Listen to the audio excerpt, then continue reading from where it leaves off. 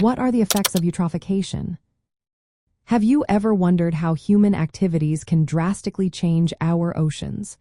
One major way this happens is through a process called eutrophication. So, what are the effects of eutrophication on marine life? Let's break it down. Eutrophication occurs when excess nutrients, mainly nitrogen and phosphorus, enter marine ecosystems. This often happens due to human actions like agricultural runoff and wastewater discharge.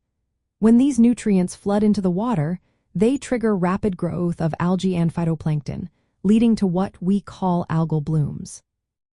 At first glance, algal blooms might seem beneficial, but they actually cause serious problems. These blooms increase water turbidity, which means less sunlight can penetrate the water.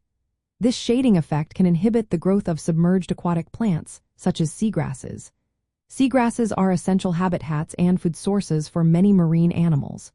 When these plants decline, species that relying on them, like various fish and shellfish, also suffer.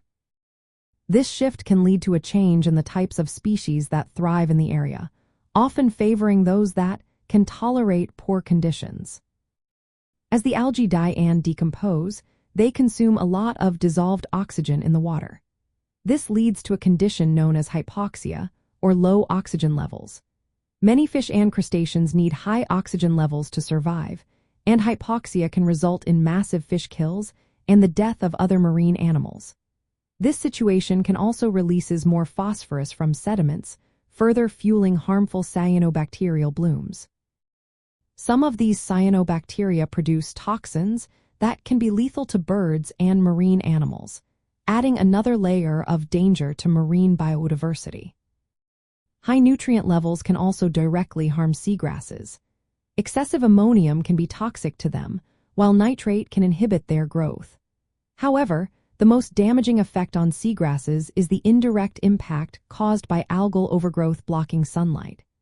The loss of seagrass meadows reduces nursery grounds and shelter for many marine species, disrupting food webs and habitat structures. Beyond the biological impacts, eutrophication also diminishes the ability of coastal ecosystems to provide essential services. These services include supporting fisheries, tourism, and coastal protection. This decline affects not only marine life but also human communities that relying on these ecosystems for food and economic activities. In summary, eutrophication leads to excessive algal blooms that reduce light availability and alter species balance.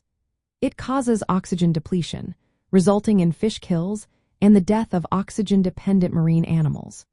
Toxic cyanobacterial blooms can harm wildlife, while the decline of seagrass and other aquatic plants disrupts marine food webs and leads to a loss of biodiversity. The negative impacts on ecosystem services are vital to human livelihoods, making eutrophication a significant concern for both marine life and human communities.